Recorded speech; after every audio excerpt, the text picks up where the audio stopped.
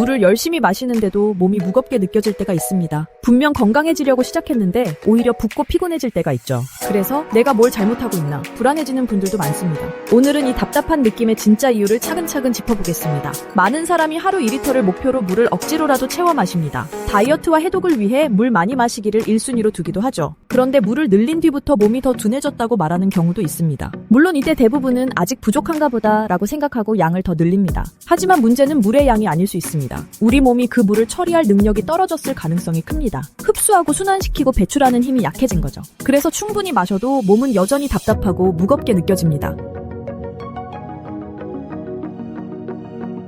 물은 분명 우리 몸에 꼭 필요합니다. 혈액 흐름과 천 조절, 노폐물 배출에 모두 관여하죠. 그래서 많이 마실수록 좋다는 말이 완전히 틀린 말은 아닙니다. 하지만 이 말에는 아주 중요한 조건이 빠져 있습니다. 바로 몸이 그 물을 소화할 준비가 되어 있어야 한다는 점입니다. 물이 들어온 뒤 잘 흡수되고 필요한 곳으로 이동해야 합니다. 그리고 쓰임을 다한 뒤 자연스럽게 밖으로 나가야 하죠. 이 흐름이 갖춰져야만 물이 우리에게 진짜 힘이 됩니다. 만약 이 구조가 어딘가에서 막히면 상황이 달라집니다.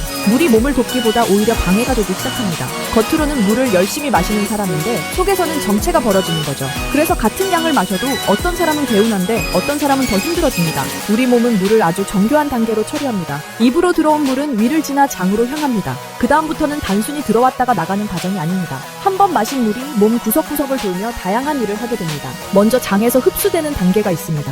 물을 포함한 수분은 장벽을 통과해 혈액으로 들어갑니다. 이 과정이 매끄럽지 않으면 시작부터 효율이 떨어집니다. 물을 마셔도 몸 안으로 잘 들어오지 못하는 셈이죠. 그 다음은 온몸을 도는 순환 단계입니다. 혈액을 타고 각 세포로 수분이 전달됩니다. 사용이 끝난 수분과 노폐물은 림프를 통해 다시 회수됩니다. 이 흐름이 튼튼해야 세포 하나하나가 촉촉하고 가벼운 상태를 유지합니다. 마지막은 배출 단계입니다. 신장이 필터처럼 노폐물을 걸러 소변으로 보내죠. 또한 땀과 숨을 통해서도 일정 부분이 나갑니다. 이 어느 한 지점만 막혀도 수분은 제대로 활용되지 못한 채 쌓입니다. 이렇게 정체된 수분은 몸에 무거운 느낌을 줍니다. 특히 다리, 발, 손처럼 끝부분에 붓기가 잘 생깁니다. 얼굴이 잘 붓거나 아침마다 손가락이 뻐근한 사람도 많습니다. 이 느낌은 단순한 살찜과는 또 다른 묵직함으로 다가옵니다. 또한 머리가 멍하고 집중이 잘 안 되는 날이 잦아질 수 있습니다. 물을 마셨는데도 목이 마른 듯한 애매한 느낌이 들기도 합니다. 배가 자주 더부룩하고 속이 막힌 느낌이 계속될 수 있습니다. 이 모든 것이 수분 순환과 대사 흐름이 흔들렸다는 신호일 수 있습니다.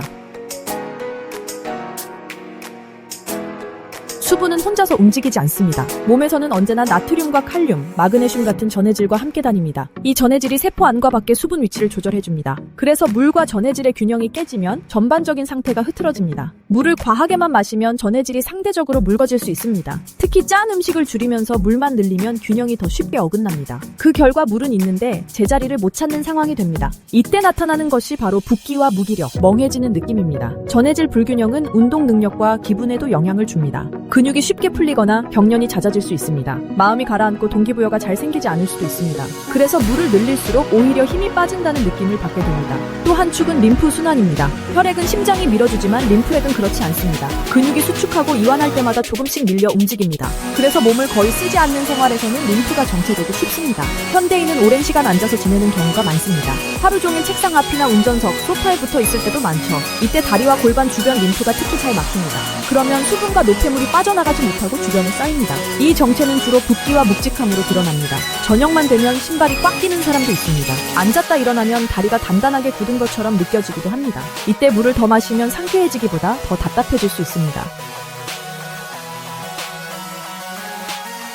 장이 튼튼하지 않으면 수분 흡수 능력이 떨어집니다. 장 표면이 예민하거나 염증이 있을 때 특히 그렇습니다. 자극적인 음식과 단 음료는 이런 상황을 악화시킵니다. 스트레스와 수면 부족도 장의 회복을 방해합니다. 장이 약해진 사람은 물을 마셔도 금방 배가 출렁거립니다. 금세 화장실에 가고 싶은 느낌이 들기도 합니다. 겉으로는 물을 많이 마시는데도 속은 늘 마른 느낌이 남습니다. 실제로는 흡수보다 배출이 먼저 일어나기 때문입니다. 또한 장이 제 역할을 못하면 노폐물 정리도 느려집니다. 그 결과 몸 안에 남아있는 찌꺼기가 늘어납니다. 이 상태에서는 조금만 먹어도 더부룩함이 심해집니다. 피부 트러블과 입냄새로 이어지기도 쉽습니다. 그래서 물은 충분한데 몸은 항상 답답하다는 모순이 생깁니다. 이때 필요한 것은 물을 강제로 더 밀어넣는 행동이 아닙니다. 물의 흐름을 만들어주는 환경을 손보는 일입니다. 그 출발점 중 하나가 물의 상태를 바꾸는 선택입니다. 이제 방향은 어느 정도 보입니다. 물을 더 많이 마시는 것이 해답이 아닐 수 있습니다. 대신 몸이 쓰기 쉬운 형태의 물을 준비해줄 필요가 있습니다. 그 과정에서 도움이 되는 한 가지가 바로 레몬입니다. 레몬은 단순한 맛 추가용이 아닙니다. 물의 성격을 조금 바꾸는 도구라고 볼 수 있습니다.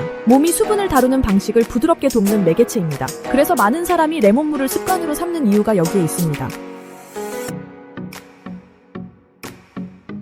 레몬에는 여러 가지 유기산이 들어있습니다. 그중 구연산은 에너지 대사와 관련이 깊습니다. 이는 세포가 연료를 쓰는 과정을 도와줍니다. 간단히 말해 몸의 엔진이 덜 늘어지게 만드는 데 도움을 줄 수 있습니다. 또한 레몬에는 미량의 미네랄이 함께 들어있습니다. 과하게 달지 않고 약간만 산미를 더해도 전해질 환경이 달라집니다. 단순한 맹물보다 몸에 들어왔을 때 활용성이 좋아질 수 있습니다. 그래서 같은 양의 물도 느껴지는 체감이 달라집니다. 레몬물은 입에서도 느낌이 다릅니다. 맹물은 금방 물리는 사람도 레몬을 넣으면 마시기 편해집니다. 꾸준히 조금씩 나누어 마시기에 더 좋다는 뜻입니다. 수분을 한 번에 들이키기보다 서서히 채우는 습관으로 이어지기 쉽습니다. 결과적으로 수분이 한 곳에 머무르는 시간이 줄어듭니다. 혈액과 림프를 통해 고르게 퍼졌다가 부드럽게 빠져나갑니다. 몸에서는 쌓이는 느낌보다 도는 느낌이 조금씩 늘어납니다.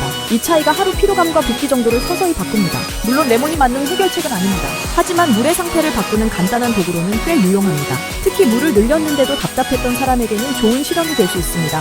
몸의 반응을 살피며 내게 맞는 농도와 빈도를 찾는 것이 중요합니다. 우선 아침 공복에 한 잔을 권합니다. 찬물보다는 미지근한 물에 레몬즙을 조금 섞습니다. 밤새 쉬었던 장과 순환계를 부드럽게 깨우는 느낌으로 접근하면 됩니다. 자극적이지 않은 정도의 연한 농도로 시작하는 것이 좋습니다. 낮 동안에는 하루 1회나 2회 정도를 추가합니다. 식사 전에 마시면 과한 식욕을 줄이는 데도 도움이 될 수 있습니다. 피곤이 몰려올 때 한 잔을 곁들이는 것도 좋습니다. 커피를 한 잔 덜 마시고 레몬물로 바꾸는 식으로 조절해 볼 수 있습니다. 중요한 것은 한 번에 많이 마시지 않는 것입니다. 물을 단숨에 밀어 넣으면 순환보다 배출이 먼저 일어날 수 있습니다. 대신 조금씩 자주 마시며 몸이 쓸 시간을 주는 편이 낫습니다. 그래야 전해질과 림프, 장 모두가 부담 없이 반응합니다. 가능하다면 여기에 가벼운 움직임을 더합니다. 마신 뒤 잠깐 걷거나 스트레칭을 해도 충분합니다. 근육이 조금만 움직여도 림프 흐름이 훨씬 좋아집니다. 이렇게 하면 레몬물과 움직임이 함께 수분 순환을 끌어올립니다.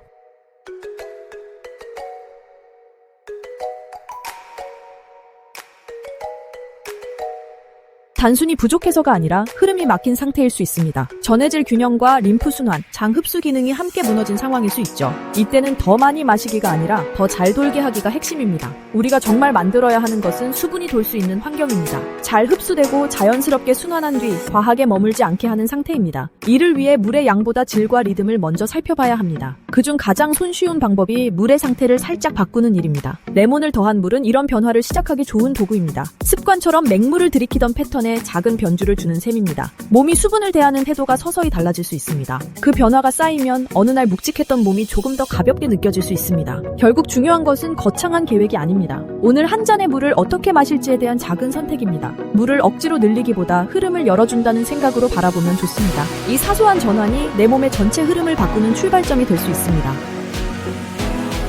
다음 영상에서 전해질 밸런스 꿀팁도 소개해드릴게요. 수분순환 채널 구독과 알람 설정하시고 또 만나요. 안녕.